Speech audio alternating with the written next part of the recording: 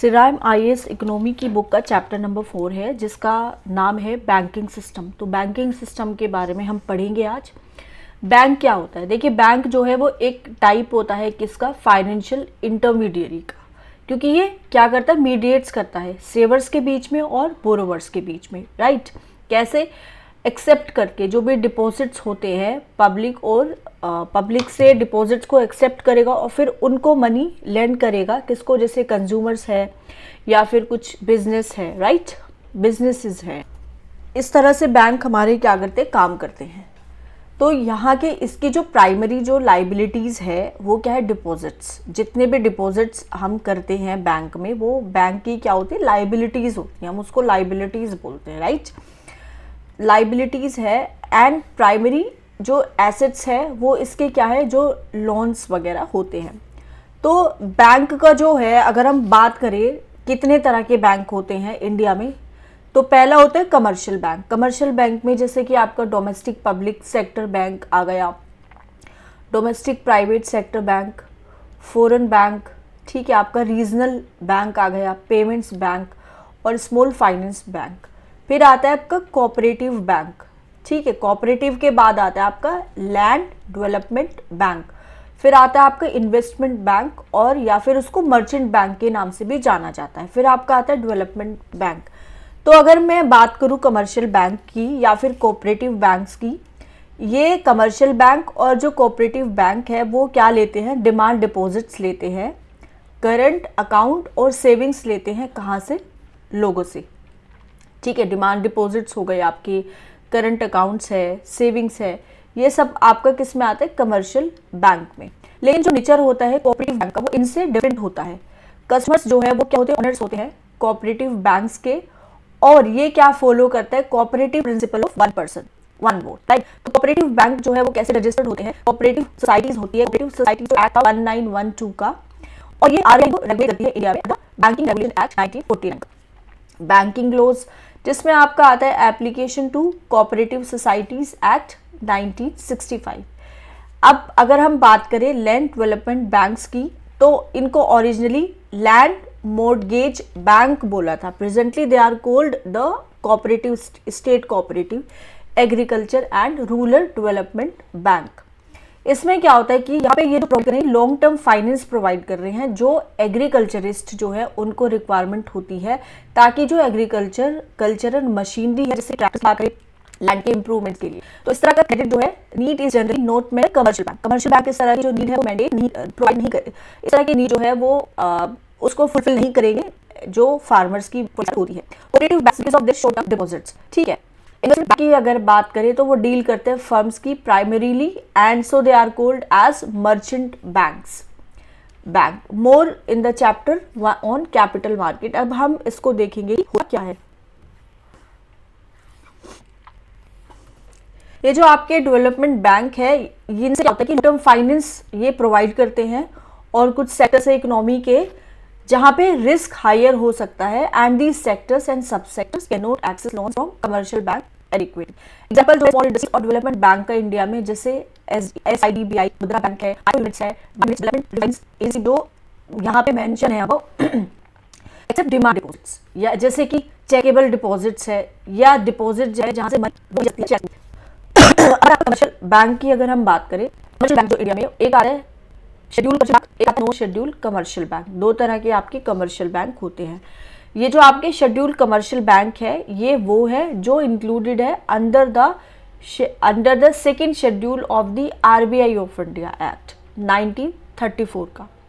ये जो रेगुलेटेड हो गए किसमें? इनका भी एक एक्ट बनाया गया रेगुलेट करने जिसको बोला था बैंकिंग रेगुलेशन एक्ट 1949 का, और ये सेटिस्फाई करते हैं दो कंडीशंस अंडर द RBI, जैसे कि कैपिटल और रिजर्व्स किसका? एक एग्रीगेट वैल्यू जो कि 5 लाख से कम नहीं होना चाहिए।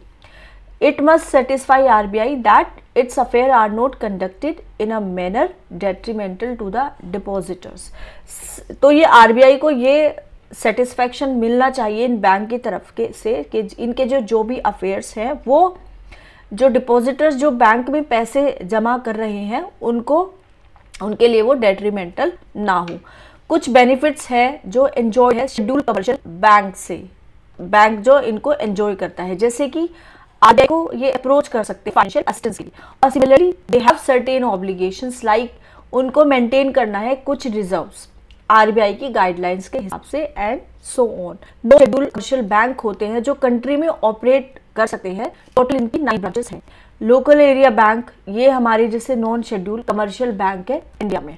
शेड्यूल बैंक कंप्राइज करते हैं दोनों शेड्यूल बैंक और शेड्यूल्ड कोऑपरेटिव बैंक्स, ठीक है, कमर्शियल भी आते हैं इसमें और कोऑपरेटिव भी आते हैं। इंडिया के पास अगर हम बात करें तो यहाँ पे 20 पब्लिक सेक्टर बैंक है जो इंक्लूड करता है आईडीबीआई बैंक टिल 2018, लेकिन जो लाइफ इंश्योरेंस कॉरपोरेशन है वो 51% को करता है, कंट्रोल करता है किसमें, आईडीबीआई बैंक में, और ये फॉल करता है एक डिफरेंट कैटेगरी में अब। लेकिन 2019 में गवर्नमेंट ऑफ इंडिया ने डिसाइड किया कि जो ये 10 पब्लिक सेक्टर बैंक है इनको हम क्या कर सके, मर्ज कर सके into 4 as per plan to create fewer and stronger global size lenders, ताकि हमारी जो इकोनॉमिक ग्रोथ है वो बूस्ट हो।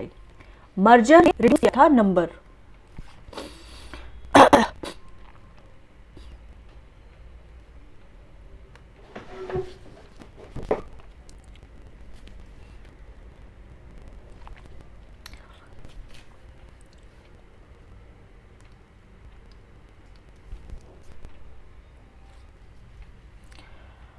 अब जो मर्जर था उसने क्या कर दिया था, नंबर को रिड्यूस कर दिया था। तो पब्लिक सेक्टर बैंक 12 है और स्टेट ओन्ड पेमेंट बैंक है इंडिया में वो 1 है। तो जैसे कि पब्लिक सेक्टर बैंक जो है 14 बिलियन के हिसाब से, जैसे कि एक तो आपका हो गया State Bank of India, second Punjab National Bank, third हो गया बैंक ऑफ बड़ौदा, फोर्थ आपका Canara Bank, Union Bank of India, Punjab and Sind Bank, Indian Bank, Bank of Maharashtra, Bank of India, Central Bank of India और इंडियन ओवरसीज बैंक। और जो 12th है और last one है आपका UCO payment bank, India Post Payment Bank, ये इसको fully government he on कर रही है।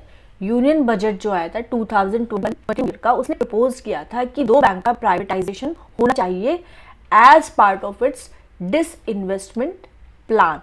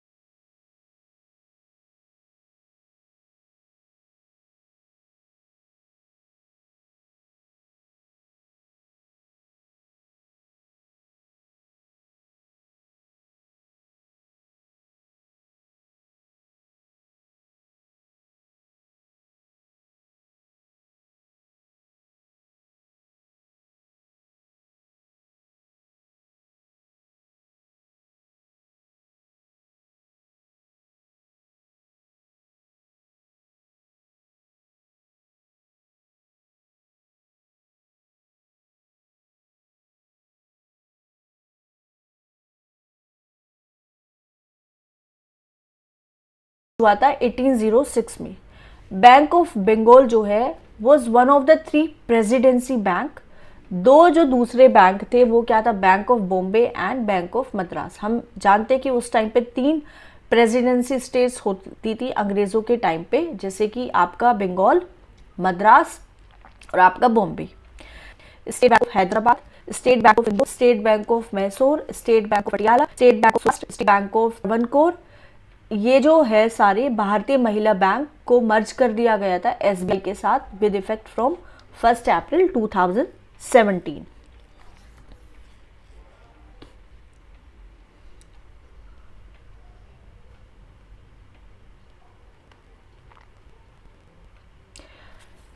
अब फिर क्या हुआ था, जब एक्विजिशन हो गया था सब्सिडियरी बैंक्स का एसबीआई के द्वारा, तो जो सब्सिडियरी बैंक थे पार्लियामेंट ने पास किया था एक स्टेट बैंक्स एक्ट ऑफ 2017। क्यों पास किया गया था? पास इसलिए किया गया था कि इनको अमेंड करना है, एसबीआई एक्ट जो था 1955 का, उसको अमेंड करना है और रिमूव करना है रेफरेंसेस जो सब्सिडरी बैंक के रिलेटेड थे। इसने एसबीआई को टॉप 50 बैंक में बना दिया था। पूरे वर्ल्ड में हमारा जो एसबीआई है वो टॉप 50 में आता है। कंबाइंड जो एंटिटी है is expected to enhance the productivity, इसको ड्राइव करेगा अक्रॉस मल्टीपल डायमेंशंस, जबकि इंश्योर करेगा इंक्रीज कस्टमर सेटिस्फैक्शन। ये इसका रीजन था। पोस्ट मर्जर के बाद बैंक रैशनलाइज होगा, इसकी जो ब्रांच नेटवर्क है उसको हम रीलोकेट करेंगे कुछ ब्रांचेस को, ताकि जो रीच है उसको मैक्सिमाइज कर सके।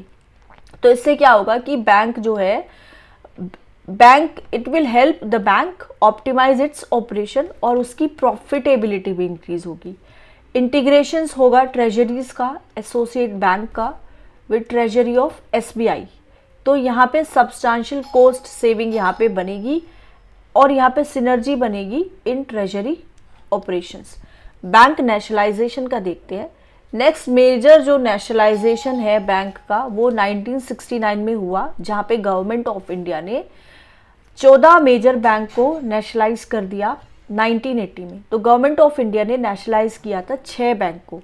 ऑब्जेक्टिव क्या था नेशनलाइजेशन के बिहाइंड? वो था कि हमें ऑनरशिप को ब्रेक करना है और कंट्रोल किसका? इन बैंक का, by few business families, and हमें प्रिवेंट करना है कॉन्सेंट्रेशन किसका? वेल्थ का और इकोनॉमिक पावर का।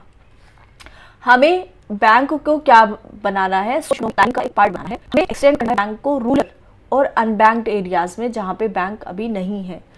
हमें ये जो सेविंग है मासेस से इसको मोबिलाइज करना है from all parts of the country. हमें क्या करना है? केटर करना है नीड्स किसका? प्रायोरिटी सेक्टर का, जैसे कि दस सेक्शन है और पॉवर्टी एलिवेशंस हमें करनी है, एग्रीकल्चर में इंप्रूवमेंट करना है, एमएसएमई एटसेट्रा। तो यहाँ पे shift from class banking to mass banking. 50 years bank nationalisation. Government ने 14 लार्जेस्ट जो कमर्शियल बैंक है उनको नेशनलाइज किया था 1969 में, जो कि 85% जो है बैंक डिपॉजिट्स उनकी वहाँ पे है हमारी। सेकेंड राउंड जो था नेशनलाइजेशन का कमर्शियल बैंक 1980 में था। एम था कि 5 साल का जो प्लान सरकार बना रही थी हमें वो बनानी है टू ताकि जो पुअर सेक्शन है सोसाइटी का उनको भी हम मनी लैंड कर सके। Take banking to the unbanked areas, जो ऐसे एरियाज है जहाँ पे बैंकिंग फैसिलिटीज अवेलेबल नहीं है, तो वहाँ पे भी रीच को बढ़ाना है। इनकी रिड्यूस करनी है between the rich and the poor. अलग गैप जो है इनको करना है, रिड्यूस करना है।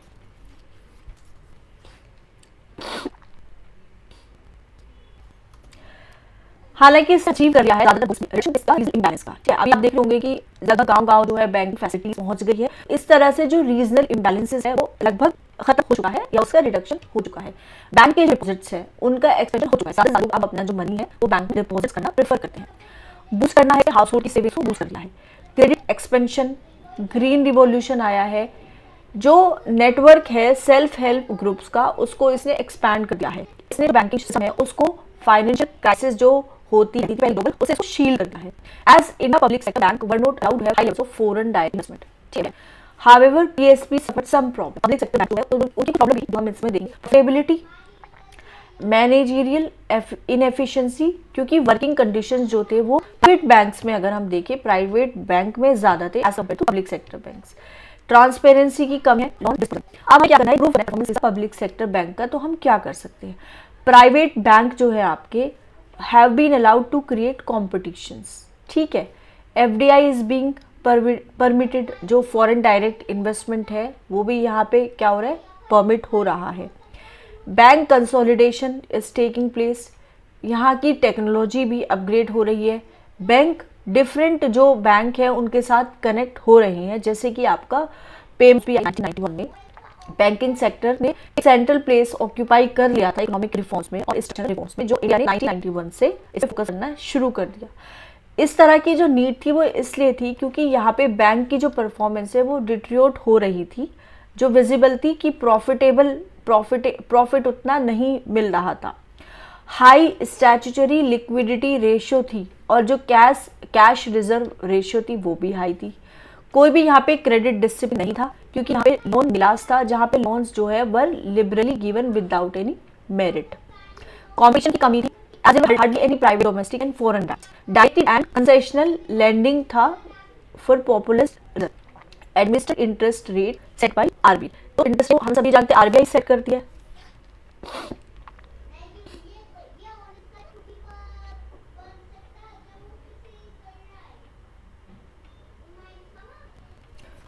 To set the above problems right interest regulate किया गया ताकि बैंक के जो डिपॉजिट्स हैं वो रिस्पॉन्ड करे टू बैंक को, ताकि बैंक रिस्पॉन्ड करे डायनेमिकली कंडीशन के हिसाब से। इवन जो डिपॉजिट रेट्स थी उनको भी डीरेगुलेट किया गया था 2011 में। ऑलरेडी रिटायरमेंट स्कीम लाई गई थी ताकि बेटर वर्क कल्चर हो और प्रोडक्टिविटी अच्छी हो। फ्लोर और था ऑन सीआरआर उसको रिमूव किया गया और फ्लोर में एसएलआर को रिमूव किया गया 2006। नियर लेवल फील्ड था पब्लिक प्राइवेट और फॉरेन बैंक, वो यहाँ पे आ चुका था। देन ऑप्ट गए ताकि सेफ बैंकिंग हम दे सके लोगों को। एफडीआई जो था अप टू 74% वो ऑडिट किया गया प्राइवेट बैंक्स को। Differentiated banking so as to cater to the unbanked and also leverage technology, ताकि वो जो नहीं जा रही है वहाँ पे चला जाए full mile access to the remotely located. Bank का कंसोलिडेशन हुआ मर्जर के through. Indradhanush comprising banking sector reforms हुए ताकि प्रोफेशनलाइजेशन हो सके और स्ट्रेंथ आ सके बैंक में। तो अब रिफॉर्म्स क्यों किए गए? इस ऑब्जेक्टिव की वजह से किए गए ताकि बैंक को हम कॉम्पिटिटिव बना सके, प्रॉफिटेबल बना सके, सेक्टर जो है उसको स्ट्रेंथन कर सके, आगे भी ग्लोबल चैलेंजेस है उसको अच्छे से वो फेस कर सके, साउंड और सेफ बैंकिंग लोगों को प्रोवाइड की जा सके। Okay, make global expertise and capital available by FDI norms और इंक्लूसिव बैंकिंग। अब आता है आपका नरसिम्हन कमेटी। ये जो बैंकिंग सेक्टर रिफॉर्म्स है इंडिया के वो कंडक्टेड थे on basis of Narasimham committee report. एक आई थी 1991, दूसरी आई थी 1998 में। पहला जो रिपोर्ट है उससे कुछ रिकमेंडेशन दिया था और रिकमेंडेशन ये था कि no more nationalisation as we need to give confidence to domestic and foreign investors. हमें अब नेशनलाइजेशन नहीं करना है बैंक का, क्योंकि हमें कॉन्फिडेंस देना है उन इन्वेस्टर्स को जो हमारी कंट्री से है या फिर जो हमारे फंड जो इन्वेस्टर्स है उनको भी। हमें एक लेवल प्लेइंग फील्ड तैयार करना है पब्लिक सेक्टर, प्राइवेट सेक्टर और फॉरेन सेक्टर्स बैंक के बीच में। सेलेक्ट करना है फ्यू बैंक जैसे कि एसबीआई ग्लोबल ऑपरेशन के लिए, यहाँ पे जो स्टैट्यूट मनी दे दे। रैशनलाइज करना है बेटर टारगेट प्रायोरिटी सेक्टर को, ताकि हम एक साइजेबल पोर्शन जो है इसका मनी का उसको लैंड कर सके। If portion of it is wasted and also much of it is turning into non performing assets. तो हमें क्या करना है? रैशनलाइज करना है, better target priority sector lending करनी है, क्योंकि साइजेबल पोर्शन जो है इसका वो वेस्ट हो जाता है और ज़्यादा जो है इसका वो किसमें टर्न हो रहा है? नॉन परफॉर्मिंग एसेट्स में। तो हमें क्या करना है? इंट्रोड्यूस करना है प्रूडेंशियल नॉर्म्स किसका, ताकि बेटर रिस्क मैनेजमेंट हो और ऑपरेशंस हो। ऑपरेशंस में यहाँ पे ट्रांसपेरेंसी भी आपके देखने को मिले। इंटरेस्ट रेट्स है, इंटरेस्ट रेट्स को डीरेगुलेट करना है। एक एसेट रिकंस्ट्रक्शन कंपनी है उसको सेटअप करना है जो that can take over some of the bad debt of the banks and financial institution and restructure them on profitable lines. ज़्यादातर जो रिफॉर्म है वो इम्प्लीमेंटेड है। एसएलआर है, सीआर है, वो रिड्यूस हो गई है। डिसइन्वेस्टमेंट इन पब्लिक बैंक, जिसकी वजह से क्या हुआ, वो अपना जो स्टॉक एक्सचेंजेस है उनको लिस्ट कर पा रही हैं और उनकी परफॉर्मेंस भी यहाँ पे इंप्रूव हुई है। प्राइवेट बैंक को लाइसेंस दे दिए गए हैं। Associate banks have merged with SBI to scale up the operations. ARC जो है फंक्शनिंग है करता है, ना तो इंटरेस्ट ना ही रिजल्ट पीरियड ऑफ टाइम। तो हम कहते हैं कि लोन को, जैसे कि ये नॉन परफॉर्मिंग है, सपोज करो आपने लोन लिया बैंक इस वजह से यहाँ पे अपनी जो इंस्टॉलमेंट पे नहीं करवा रहे हो, सपोज करो 6 मंथ्स के लिए 3 मंथ्स, आपका जो लोन है उसको बोल दिया जाएगा कि नॉन परफॉर्मिंग है। लोन को हम क्लासिफाइड करते हैं as NPA, non performing asset. तो यहाँ पे सेवरल फेजेस के थ्रू ये आता है as a repayment gets delayed. अगर बोरोवर पे नहीं करता, 90 डेज तक आपने लोन लिया है और 3 मंथ्स तक आप अपना लोन नहीं पे कर रहे हो, तो लोन आप हो जाता है एनपीए और इसको बोलते हैं special mention accounts. While this loan remains SMA special mention accounts for a period less than और इक्वल टू 12। तो इसको हम बोलते हैं सब स्टैंडर्ड एसेट्स। अब स्टैंडर्ड एसेट्स जो है वो रिक्वायर करता है विजन किसका? सिक्योर्ड पोर्शन 25% हो और अनसिक्योर एक्सपोजर। 12 मंथ्स के बाद क्या होता है? As substandard assets it gets classified as doubtful assets 12 महीने के बाद। और यहाँ पे प्रोविजन होगा कि 25% हो किस पे, ऑन सिक्योर्ड पोर्शन, और 100% हो किस पे, अनसिक्योर्ड पोर्शन पे। बैंक लोन गुड और बैड, जितने भी लोन है जो बैंक देता है, या तो हम स्टैंडर्ड बोल सकते हैं या फिर हम बोलते हैं कि सब स्टैंडर्ड लोन है। स्टैंडर्ड एसेट्स ये परफॉर्मिंग एसेट्स हैं which are being serviced repayment of principal at the interest rate that is agreed upon as per the contract.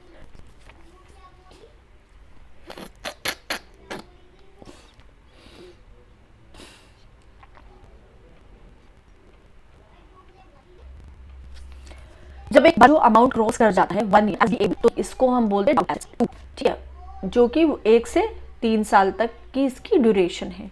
और इसमें क्या होगा, प्रोविजन होगा 40% का और पोर्शन और 100% अनसिक्योर्ड पोर्शन।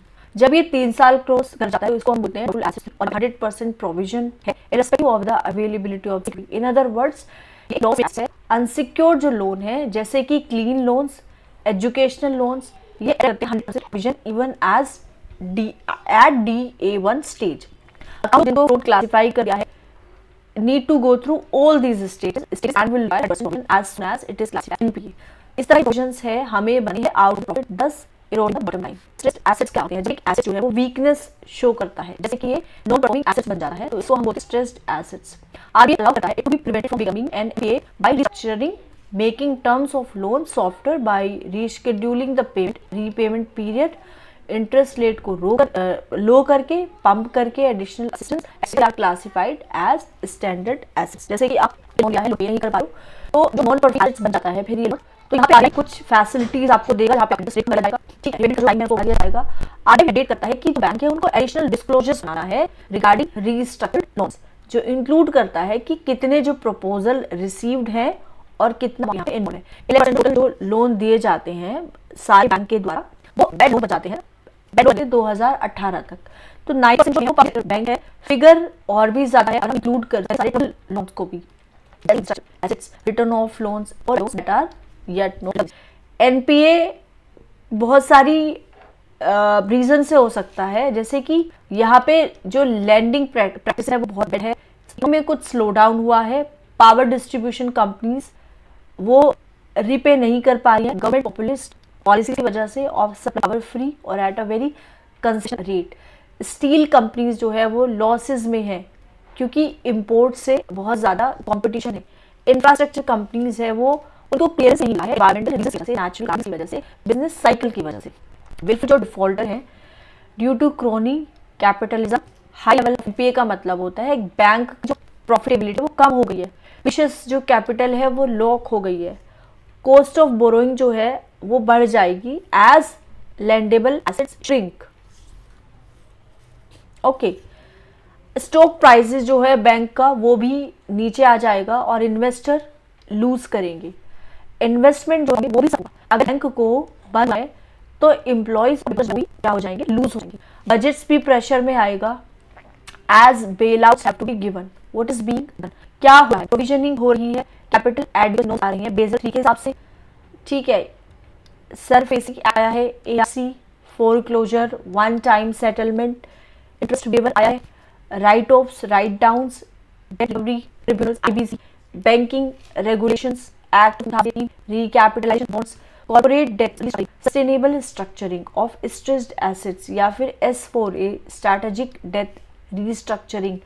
ये practice day before the IBC came into effect in 2018, लेकिन फिर आरबीआई ने इनको क्या कर दिया था, फोरक्लोजर होता है, हम दोनों क्लोज करते हैं ड्यू डेट से and take over of the mortgage property अगर does not convert mortgage. Securitization का मतलब होता है कि हम कन्वर्ट करते हैं डॉक्यूमेंट्स को that are basis for loan into security and selling it in the market. SARFAESI act क्या था कि जो एक्सपीडिट रिकवरी था लोन का, उस लोन की रिकवरी को इनेक्ट किया था जिसको बोलते हैं securitisation and reconstruction of security act 2002। इसने अनप्रेसिडेंटेड पावर दी थी बैंक को, फाइनेंशियल इंस्टीट्यूशन को और एसेट्स रिकंस्ट्रक्शन या फिर सिक्योरिटाइजेशन कंपनीज को। तो एक्ट अलाउ करता है बैंक को, दूसरी फाइनेंशियल इंस्टीट्यूशन को, कि आप जो ऑक्शन कर दो रेजिडेंशियल या कमर्शियल प्रॉपर्टीज का, ताकि जो पेंडिंग लोन से आप उनको रिकवर कर सको। तो जो बैंक है they are allowed to take possession of the collateral property and sell it to without prior permission of court. आप गिरवी रखते हैं कुछ चीज़, जब बैंक से लोन लेते हैं, अगर आप रीपेमेंट नहीं करते हैं लोन तो वो आपकी जो प्रॉपर्टी है उसका क्या हो जाएगा, उसको गिरवी उसको बैंक जो है वो नीलामी कर देगा। ये जो लॉ है अलाउ करता है क्रिएशन किसका, एसेट्स रिकंस्ट्रक्शन कंपनी का, और एनेबल करता है बैंक को कि वो सेल कर दे उनका नॉन परफॉर्मिंग एसेट्स को, एआरएस को, एसेट रिकंस्ट्रक्शन कंपनीज। 2016 में law was amended to make the process more expeditious. आजू